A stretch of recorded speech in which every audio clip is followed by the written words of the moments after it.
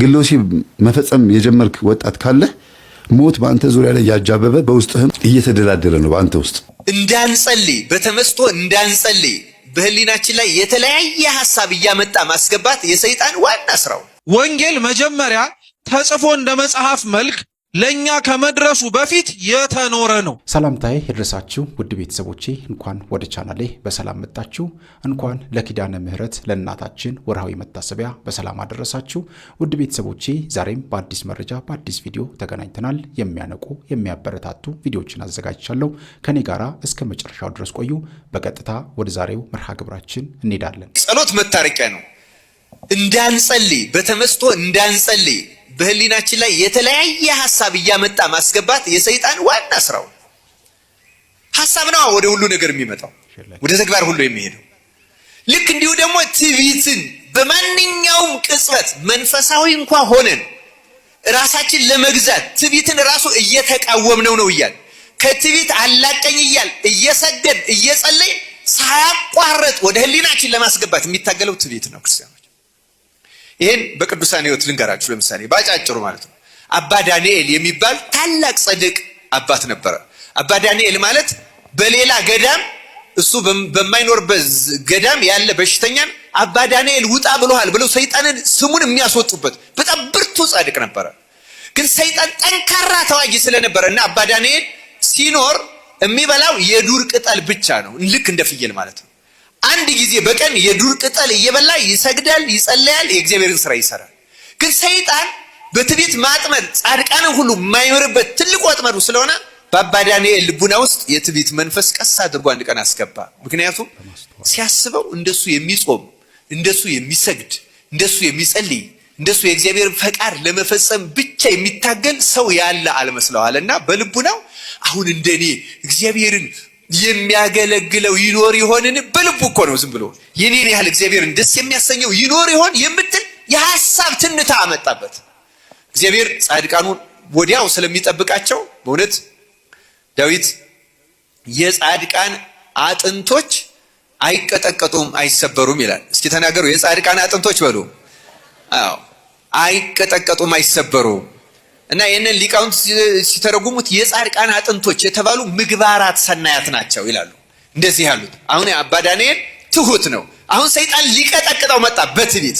እግዚአብሔር ወዲያው አዳነው። እግዚአብሔር ተገልጾ እንዲህ አለው፣ አንተ የሮም ንጉሥ የአኖሬዎስን ያህል እኔን አላገለገልከኝም አለው። አያችሁ፣ ሲያድነው እኮ ነው። ልክ እንዲህ ሲለው አባ ዳንኤል ከህሊናው ባነነና አንድ ንጉሥ በከተማ የሚኖር የሚፈርድ ሰው የፈለገ ጥንቁቅ ቢሆን የፈለገ ጻድቅ ለመሆን ቢጥር መሳሳቱ አይቀርም የሚፈርድ ሰው። ታዲያ እንዴት ነው ከኔ በላይ በአንድ ንጉሥ እግዚአብሔር የሚደሰተው የሚገለገለው አለና እግዚአብሔርን ጠየቀው። ጌታ ሆይ ይሄን ንጉሥ ሄጄ እንዳየው ፍቀድልኝ አለ። እግዚአብሔር ደመና መጣና በደመና ካለበት የግብፅ በረሃ አንስቶ ሮም ቤተ መንግስቱ አጠገብ አወረደው። ደመናው ወርዶ የማያውቀው ሀገር ነው። እንደዚህ ሲንከራተት አንድ ሰው ሲሄድ አገኘ። ያንን ሰው አንተ ሰው ሰላም ላንተ ይሁን፣ የዚህችን ሀገር መኳንንቱን መሳፍንቱን ታውቃለህን ብሎ አባ ዳንኤል ጠየቀው። ይሄ ስንክሳር ላይ ያለ ታሪክ ነው የምነግራችሁ። ያ ሰው መልሶ የሀገሪቱን መኳንንትና መሳፍንት ለምን ትፈልጋቸዋለህ አለው። ከንጉሱ ቢያቀርቡኝ ብዬ። ምክንያቱም ንጉሱን አሳየኝ ብሎት እግዚአብሔርን ጠይቆ ንጉሱን ላይ ነው የመጣው። ከንጉሱ እኔ ባቀርብህ ትጠላለህ? የግድ መኳንንቱ መሳፍንቱ መሆን አለባቸው? ስለ ኧረ እኔ ምን ቸገረኝ፣ ከንጉሱ አቅርበኝ እንጂ እኔ ዋና የፈለጉት ወደ ንጉሱ መቅረብ ነው አለው። ጠብቀኝ እዚህ አለው። ለካስ የንጉሱ ምግብ አብሳይ ይኖራል። ያ ሰው ሄደና ጎመን ሊገዛ ነው የወጣው። ጎመን ይዞ ተመለሰ። ጎመኑን ይዞ ሲመለስና እንሄዳለና አባ ዳንኤልን ይዞት ሄዶ ከቤተ መንግስቱ ጀርባ ትንሽዬ ልክ እንደኛ ሀገር መቃብር ቤት ትንሽዬ ቤት አለች፣ ዘዋራ ቤት። ንጉሱ ለካ እዛች ውስጥ ነው የሚኖረው፣ ቤተ መንግስት ውስጥ አይኖርም። ድንግል ነው፣ ንጹህ ነው፣ እግዚአብሔርን በጣም ያገለግል ነው። አሁን እዚች ቆም አለውና ገባ። አገልጋዩ ገባ፣ ምግብ አብሳዩ ገባ፣ የንጉሱ ቀላቢ ረዳቱ ረዱ ገባ። ሲገባ ንጉሱ በመንፈስ ቅዱስ የከበረ ስለሆነ አባ ዳንኤል መጥቶ እንደቆመ መንፈስ ቅዱስ አሳይቶት ገና አገልጋዩ ሳይጠይቀው አባ ዳንኤልን ያህል አባት እንዴት ከበራ ቁመህ ትገባለህ ሲለው ደነገጠ። ይሄ ልጅ ደግሞ አባ ዳንኤል ታሪኩ ዝናውን ይሰማል፣ ግን ማን እንደሆነ ያውቅ። ደነገጠ። ደንግጦ ሄዶ አስገባው። ገባ። ከዚያ በኋላ ጎመኑን አበሰለ፣ ቂጣውን ጋገረ። ቂጣ በጎመን አቀረበና አባ ዳንኤልን እንብላሉት። አባቶች አትፍረዱብኝ፣ እኔ እንዲህ ያለ ነገር በልቼ አላውቅም። ስለ ትዕቢት አይደለም፣ ስላለመድኩት ነው። ወጣ ብዬ ቅጠል ቆርጬ እንድበላ ፍቀዱልኝ አላቸው። የሚኖረው በዱር ቅጠል ስለሆነ ወጥቶ ቅጠል ሸምጥቶ እሱ በላ። እነሱ ንጉሱና ረዱ ቂጣ በዳቦ። ለካ ንጉሱ ቂጣ በዳቦ ብቻ ነው የሚበላው፣ ሌላ ምግብ አይበላም። የላመ የጣም አይበላም። ታውቃላችሁ? የሮም ንጉስ የዚያ ዘመን ልክ እንዳሁኑ እንደ አሜሪካ ፕሬዝዳንት በለው ገናና በዓለም ላይ ትልቅ ነው ነበረበት። አሁንም ንጉሱ መሆኑን ግን አባ ዳንኤል ደግሞ አያውቅም። ምክንያቱም ተርታ ልብስ ለብሶ ነው እዚያች ውስጥ ልክ እንደው እንደ መጻተኛ ተጠግቶ ነበር የሚኖረው። አሁን ዋላ አደር አባ ዳንኤል አሁን ይህን ሰው ጠየቀው፣ መቼ ነው ወደ ንጉሱ የምታቀርበኝ አለው። ከማን ጋር ነው እየኖረ ያለው ንገሩኝ፣ ከማን ጋር ነው?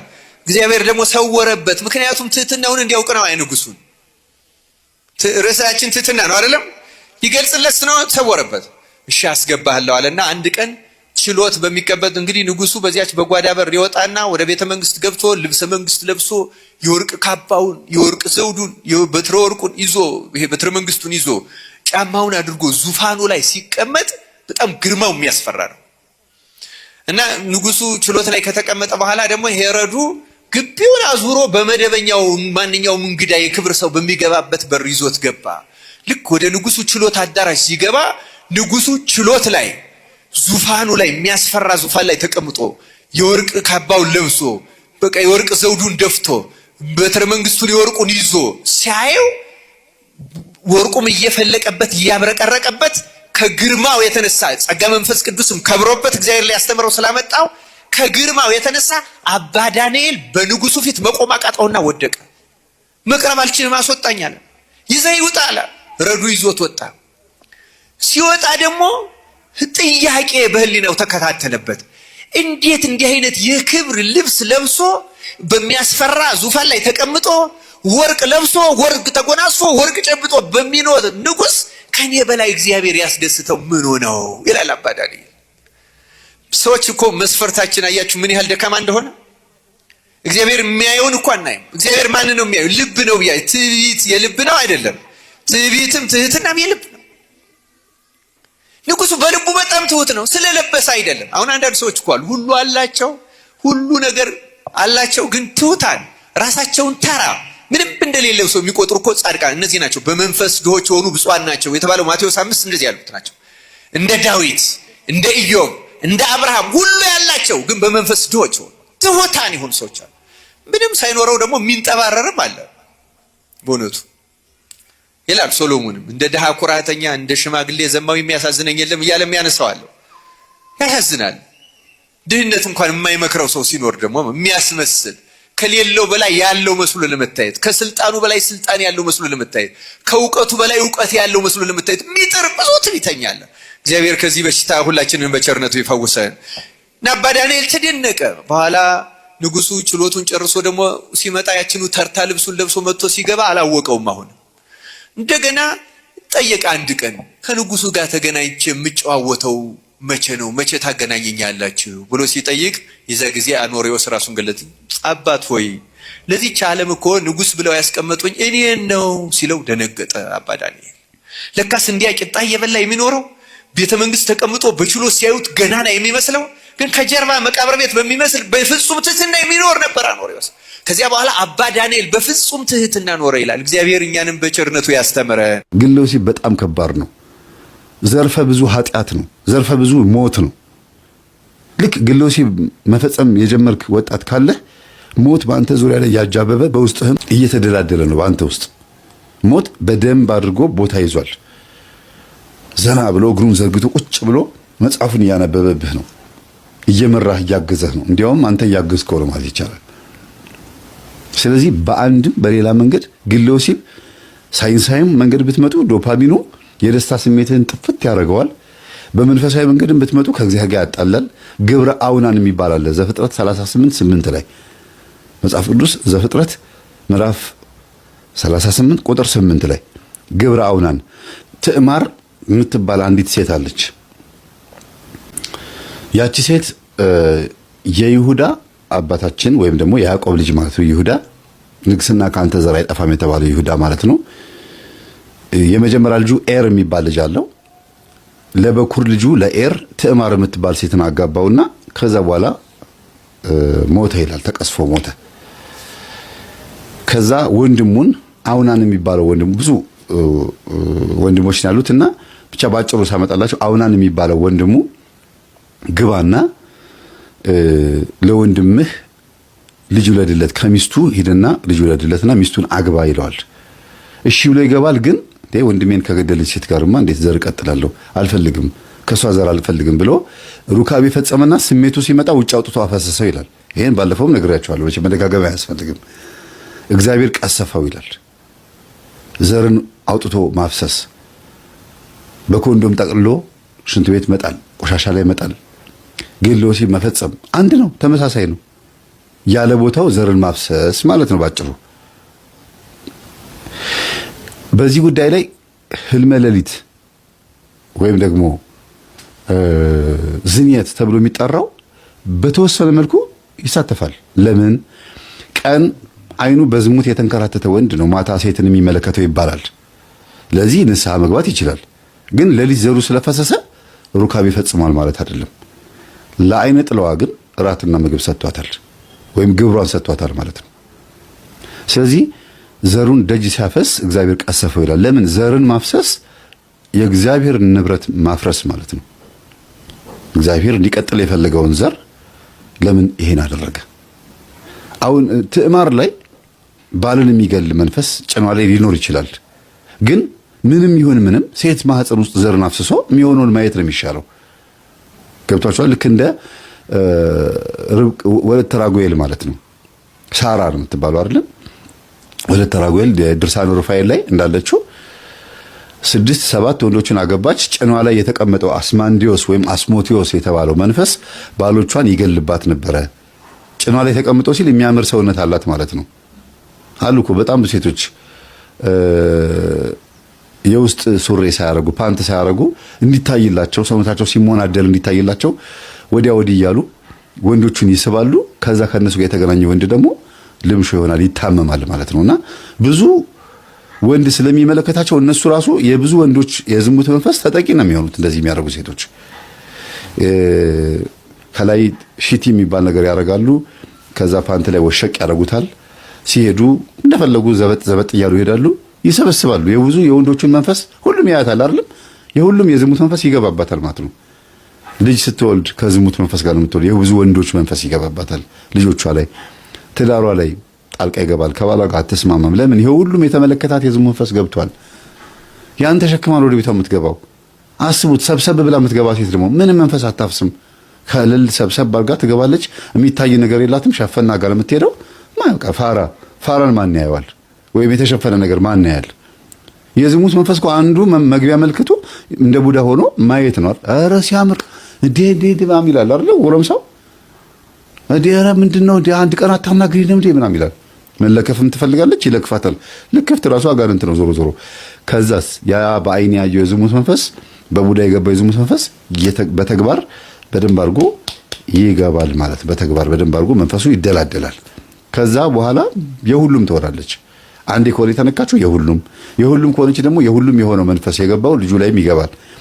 እሱም አርፎ አይቀመጥም። እቺን ሴት ባየበት አይኑ ሌላዋን ሴት ያያል። ለምን? ሁሉም ወንዶች ያዩት ሴት መንፈስ እሱ ላይ ስለገባ ሌላዋን ሴት የማየት እድሉ በጣም ሰፊ ነው የሚሆነው። ስለዚህ መልከስከሳችን የመበላላት ምልክት ነው። እርስ በርስ በቡዳ ተበላልተናል። የተበላላንበት የቡዳ መንፈስ ባህሪ በራሱ ብዙ ሴቶችን ያየ አይን መንፈስ ነው። ስለዚህ ሲመጣም አይኑ ብዙ ነው። አይረካም፣ በአንድ አይረጋም። ወንዱም ሴቱም ማለት ነው። እና ከለል ብሎ መሄድ አይሻልም? ደበቅ ብሎ ሰወር ብሎ በረጅም ቀሚስ በነጠላ ውስጥ ተደብቆ ትልልቅ ረዘም ያለ እንትን ካፖርት ነገር በቃ ለምን ሲባል እንዲታይ አይደል እግዚአብሔር የፈጠረው። እሺ ግለጪውና ከዛ የሚመጣውን ደግሞ ተቋቋሚያ ማታ ምትሰግጂ ከሆነ ግለጪው። ደግሞ ይተሰጥቶኛል ብለሽ የምታስቢ ከሆነ እንዲታይ ነው ካልሽ ማን እንዲያየው ብለሽ ማሰብ አለብሽ እኮ። ተፈጥሮሽ ሁሉም ሰው እንዲያየው አይደለም። ሁሉም ሰው አይቶት እንዲህ ምራቁን እንዲወጥ ወይም ደግሞ ላጩ እንዲያዝረበርብ አይደለም። ወይም ደግሞ አንተም ልክ እንደዛው የሆነ በቃ ሴቶችን ሁሉ እንድታጫወት አይደለም የተሰጠህ እኮ ተፈጥሮ። ራስን ሰብሰብ አድርገው ቆጠብ አድርገው የሆነ ነገር ከለል የምታደርገው ነገር መኖር ይገባል። ለእህቶችህ ልታስብ ይገባል። ለወንድሞችህ ልታስብ ይገባል። ሁሉም ሰው ተይዟል ብለሽ የምታስቢ ከሆነ ሁሉም ሰው አንድ አይነት ነው፣ ወንድ ሲባል አንድ ነው ብለሽ የምትይ ከሆነ ማን ነው አንድ ያደረገው? ወንዶች ሁሉ አንድ ያደረገው መንፈስ የትኛው ነው? እናንተው ላይ ያለው ነው። ተገልጠሽ ስለምትወጪ ያየሽ የወንዶች መንፈስ በሙሉ ይህንን ሰው እንዲመለከትሽ ያደርገዋል ማለት ነው። ከዛ ወንዶች ሁሉ አንድ አይነት ያደርጋቸዋል። ስለ ወንጌል ማወቅ ያለብን ደግሞ ቁም ነገር ክርስቲያኖች ምን መሰላችሁ? ወንጌል የተጻፈ መጽሐፍ አይደለም። መጀመሪያ ይሄን በደንብ አድርጋችሁ አዳምጡ ባካችሁ። ወንጌል መጀመሪያ ተጽፎ እንደ መጽሐፍ መልክ ለኛ ከመድረሱ በፊት የተኖረ ነው። ምን ያደረገ ነው? የተኖረ ነው። እኛ ጋር የደረሰው ክርስቶስ ኖሮት ነበረ የሚል ምስክርነት ነው። ክርስቶስ እኛ የምናነበውን ቃለ እግዚአብሔር እኛ እንዲህ ብሎ አስተማረ የምንለውን ነገር በጊዜው እያደረገው ነበር። እየሰማችሁ ነው? በጊዜው አድርጎታል። በጊዜው ፈጽሞታል።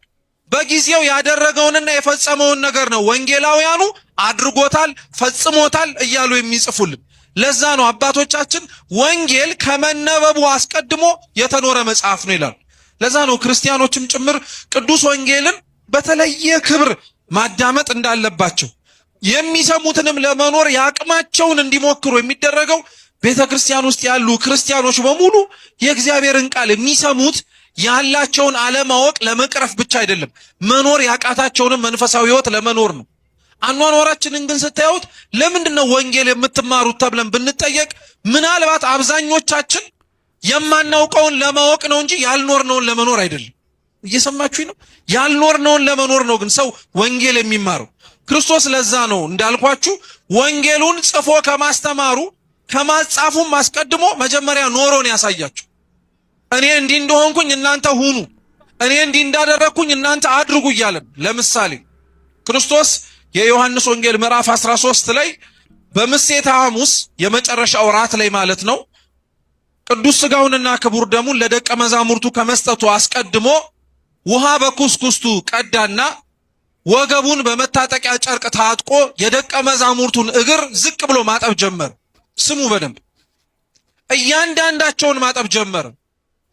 እያንዳንዳቸውን አጥቦ ቅዱስ ጴጥሮስንም ከተከራከረው በኋላ ካጠበው በኋላ ምንድን ያለው? እናንተ ጌታና መምህር ነህ ትሉኛላችሁ። እውነት ነው፣ ጌታም ነኝ መምህርም ነኝ። እኔ ጌታና መምህር ስሆን የእናንተን እግር ዝቅ ብዬ ያጠብኩኝ ከሆነ እናንተም እርስ በርሳችሁ ተጣጠቡ አለ። ቀጠለና ምን አለ?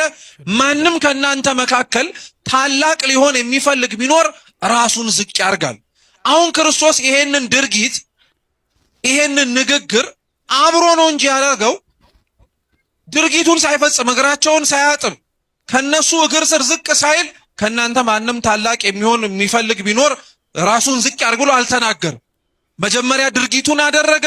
ድርጊቱን እያደረገ ደግሞ ስብከቱንም ሰበካቸው። አያችሁ? ስለዚህ ወንጌል የሚሰበክ አይደለም ማለት ነው። ከመሰበኩም ባለፈ የሚኖርም ጭምር ነው። ወንጌልን ክርስቲያኖች እንዲኖሩት እንዲሰሙትም ጭምር ነው የሚፈለገው። ለዛ ነው አብዛኞቻችን አኗኗራችን፣ አስተሳሰባችን፣ አነጋገራችን፣ ሁሉ ነገራችን ሲታይ የምንሰማ ነው እንጂ ወንጌልን የምንኖር ሰው አይደለም። ያ ነው ቤተክርስቲያን ውስጥ እንዲቀረፍ ቤተክርስቲያን ውስጥ ያለን ክርስቲያኖችም ጭምር እንድንስተካከል የሚፈለገው። ለዛ ነው ቃለ እግዚአብሔር የሚሰማ ብቻ አይደለም የሚኖር ነው። ቃለ እግዚአብሔር ከንፈር የሚመጠጥበት ብቻ አይደለም፣ ሲደንቅ ተብሎ የሚደነቅ ብቻ አይደለም፣ እውነት የሚኖር ነው ክርስቲያኖች። አሁን እኛ ጆሮአችን ላይ የቀረውን ክርስትና ጆሮአችን ላይ አዳምጠን ያስቀመጥነውን በልባችን ጓዳ ላይ ይሄ እኮ የእግዚአብሔር ቃል ነው ያልነውን መኖር ብንጀምር፣ እውነቴን የምላችሁ እውነት ክርስቲያኖች መስለን መመላለስ ብንጀምር ምንም አይነት ቋሚ የሆነ ሰባኪ ራሱ ያስፈልገን። ቅዱስ ዮሐንስ አፈወርቅ ለዛ ነው በዕብራውያን ለነበሩት ክርስቲያኖች ሲያስተምር ምን ብሎ ይናገር ነበረ? የወንጌላውያን ሰባኪያን ብዛት፣ መጽሐፍትን የሚተረጉሙላችሁ መምህራን ብዛት ስትመለከቱ እዘኑ ይላል። እየሰማችሁ ነው? እዘኑ። ምክንያቱም እናንተ የተሰበከላችሁን መኖር ብትችሉ ኖሮ ይሄን ያክል ሰባኪ ባልቆመ ነበረ። ይሄን ያክል ዘማሪም ባልኖረ ነበር። ሁላችሁም የሚነበብና የተስተካከለ አይነት ህይወታችሁ ይኖራችሁ ነበር አለ እግዚአብሔር። ይህንን ህይወት ለሁላችን ይስጠን።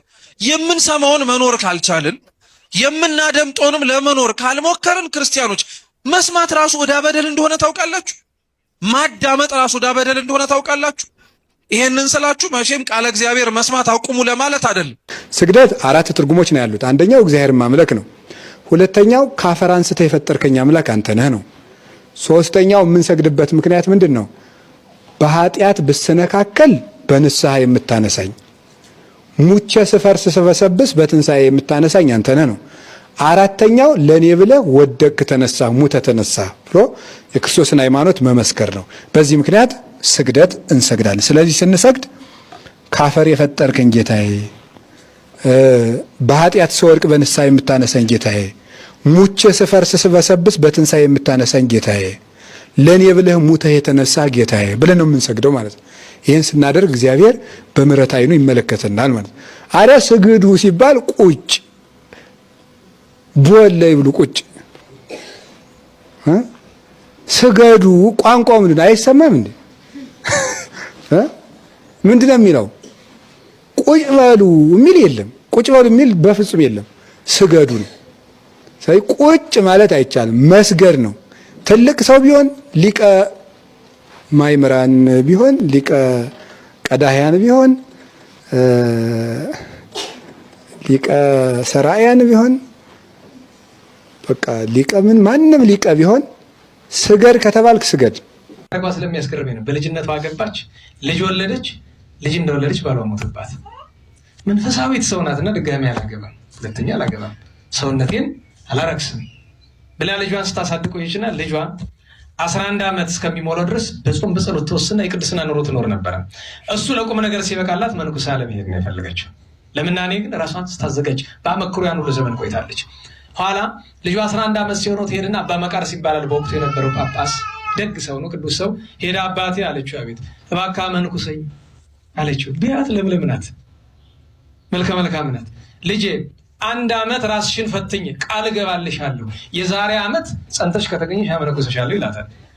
አባቴ አደራ ቃልህን ብላ ሄደች። ልጇን ጠራቸውና ልጄ ከዛሬ ጀምሮ እቺ ወር አትከፈትም፣ ቀዳዳ ሰራችለትና በዚች ማታ ማታ ቁራሽ ወርውርልኝ ብላ ለሱ የሚያስፈልገው ነገር አዘጋጅታለታለች።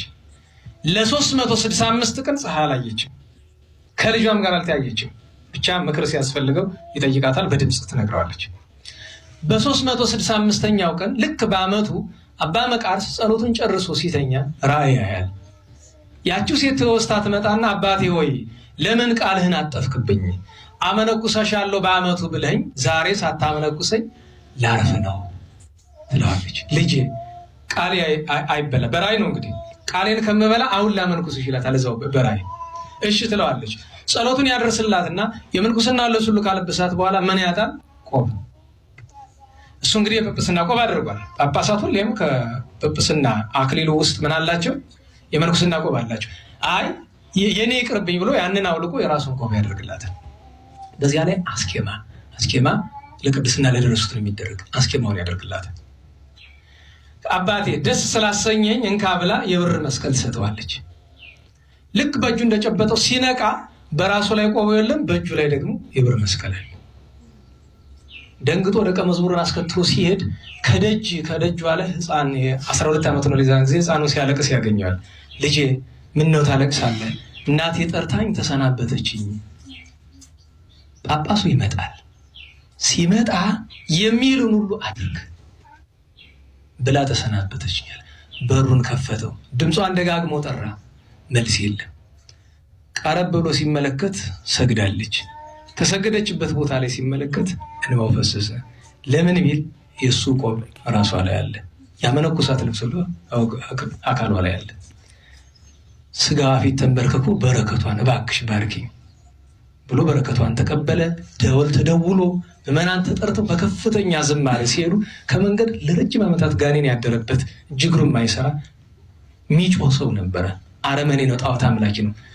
ምንድን ነው ብሎ ሲል እንደዚህ የክርስቲያኖች ወገን የሆንሽ ባዳንሽኝ ክርስቲያን በሆንኩ ብሎ ቃል ካፉ ሳያልቅ ጋኔኑ ከሱ ወጥቶ ሄደ። ቆመ፣ ሄዶ ተጠመቀ። እሷ እስከምትቀበር ድረስ ታመው የመጡ ያለችበትን የክቡር ስጋዋን ሸንኮር የነኩ በሙሉ ድነዋል። ከዚያ በኋላ በመቃብሩ አፈር ብዙዎች ተፈውሰዋል። አንዲት ሴት እንዲህ ያለ ጸጋ ለማግኘት የሚያስፈልጋት ምንድን ነው ከተባለ ዓላማ ነው። የዓላማ ምንድን ነው? መድኃኔ ዓለም ኢየሱስ ክርስቶስን መውደድ። ከሱ በላይ ምንም የለም። እንኳን ይሄ ምናምንት የምትቀቡት ነገር፣ አንድ ሴት እንዴት ከክርስቶስ በላይ የምትቀባው ነገር፣ እንዴት ከክርስቶስ በላይ ለጌጥ ታስባለች፣ እንዴት ከክርስቶስ በላይ ለግል ክብር። በእናንተ እንዳልፈርድ ሰባኪ ተብለን አገልጋይ፣ ካህን፣ ዲያቆን ተብለን ከክርስቶስ ከመድኃኒታችን በላይ የሆነብን ነገር ቁጥር አለው ከገንዘብ ጀምሮ። አንድ አባት ምን አይነት ሱባኤ ነገሩ ይመሰላችሁ ቤተሰቦቼ? ማታ 12 ሰዓት ከመሆኑ በፊት ምግብ ይበላል አሉኝ። እንግዲህ ይሄ አፋጣኝ ሱባኤ ነው፣ የአንድ ቀን ሱባኤ ይባላል። በጣም ቶሎ መልስ ለማግኘት ወይም ደግሞ በወር 2 ጊዜ የሚያዝ ሱባኤ ነው። በጣም ትንሽ ስለሚያደክም ማለት ነው። አንዳንድ ጎበዝ የሆኑ ሰዎች በሳምንት ሱባኤውን ይገቡታል። አንዳንዶቹ ደግሞ በ10 ቀን ሱባኤ ይገቡታል፣ ባዘቦት ቀን ማለት ነው። የአንድ ቀን ሱባኤ ነው። ግን ከስራ እንደመጡ ወይም ደግሞ ከዋሉበት እንደመጡ 12 ሰዓት ሳይሆን ምግብ ይበላል፣ ወይም 9 ሰዓት አካባቢ ላይ ምግብ ይበላና ልክ 12 ሰዓት ሲሆን ለጸሎት ይቆማል። በምቹ ሁኔታ ላይ ቤት ውስጥ ማለት ነው፣ ወይም በሚመች ቦታ እዛው በጸበልም በቤተ ክርስቲያንም በሱባኤ ቦታም ሊሆን ይችላል። ለጸሎት ከተቆመ በኋላ ወዲያ ወዲህ የለም፣ እጥፍ ጎንበስ የለም። ጸሎት ጸልዮ ሲጨርሱ መስገድ ነው። ሰግደው ሲጨርሱ መጸለይ ነው። ሲጨርሱ መስገድ፣ መጸለይ፣ መስገድ፣ መጸለይ፣ መስገድ፣ መጸለይ፣ ሌሊቱ ይነጋል። ይሄ የ7 ቀንም ሆነ የ3 ቀን ያካክሰዋል። ጊዜ ለሌላቸው ሰዎች፣ አረብ ሀገር ወይም ደግሞ የተለያዩ ቦታ ላሉ ሰዎች ይጠቅማቸዋል ብዬ አስባለሁ። ምናልባት የሚጠቅማቸው አንዳንድ ጊዜ ነው። ያው ከምግብ ጋር በተገናኘ ሁልጊዜ መጾም ለሚከብዳቸው ሰዎች ማለት ነው። ለሱባኤ ጾም ነው የምላችሁ። እሺ፣ የአዋጅ ጾም አይደለም። ለሱባኤ ተብሎ የሚጾመውን ጾም። ሱባኤ በነገራችን ላይ ብዙ አይነት ሱባኤ አለ። ባለፈው እንደነገርኳችሁ እሑድ ማታ እራት ከተበላ በኋላ እንደዚህ ማን ብዬ ነግሬያቸዋለሁ። የኚህ አባት ተሞክሮ ደግሞ በጣም ከአገልግሎታቸው ጋር የሚሄድ ስለነበረ ብዙ ፍሬ አፍርተውበታል እና እስከ ጠዋት 12 ሰዓት ድረስ ይሄ ነገር ይደረጋል። 12 ሰዓት ላይ ገላን ተጣጥቦ ወይም ደግሞ የሰገዱበትን ልብስ ቀይሮ ኖርማል ልብስ ተለብሶ ወደሚካሄድበት ይካሄዳል። የሚካሄድበት ከሌለ ደግሞ ይተኛል ማለት ነው። ግን በእርግጥ የሚተኛ ሰው ከሆነ ለምን እንደዚህ አይነት ሱባኤ ይገባል የሚለውም መያዝ ትችላላችሁ። ምክንያቱም መተኛ ጊዜ ካገኘ ሌሊቱ ሙሉ ሲጸልይና ሲሰግድ ከሚያድር አንድ ጊዜ ሌሊት ተነስቶ ጸልዮ ከዛ ቀን የሚተኛበትን ሰዓት መጸለይ ይችላል ብዬ ስለማስብ ነው። ስለዚህ ጠዋት ተነስቶ ተጣጥቦ ወደሚሄድበት ይሄዳል፣ ጊዜ ስለሌለው። ጊዜ ለሌላቸው ሰዎች ነው እና ይሄን ነግሬያት ነበር። ልጅቷ ጊዜ ስለሌላት ሱባኤዋን እንደዚህ ነበር የምታደርገው። እንግዲህ ውድ ቤተሰቦቼ በዛሬው ቆይታችን በዛሬው ትምህርቶቻችን እነዚህንና መሰል ጉዳዮችን ለመዳሰስ ለማየት ሞክረናል። ብዙ ነገር የተማርንበት፣ ብዙ ነገር ያየንበት፣ ብዙ የሚያነቁ ትምህርቶችን የተማርንበት ቪዲዮ ነበረ። በቀጣይም እንደዚሁ በሌሎች ርዕሰ ጉዳዮች በሌሎች ቪዲዮዎች እስከምንገናኝ ድረስ የቅዱሳን አምላክ ከሁላችን ጋር ይሁን። ውድ ቤተሰቦቼ ለወዳጅ ለጓደኛ ለቤተሰቦቻችን ይህንን ትምህርት ሼር አድርጉ። እኛ ብቻ ተምረን የምንቀመጥ ሊሆን አይገባም። ወዳጆቻችን፣ ቤተሰቦቻችን፣ ጓደኞቻችን ሁሉም ሰዎች ሊማሩ ሊነቁ ሊበረቱ ይገባል። እግዚአብሔር አምላካችን በጉዟችን በመንገዳችን ሁላችንንም ያግዘን ይቆየን። አሜን። ውድ ቤተሰቦቼ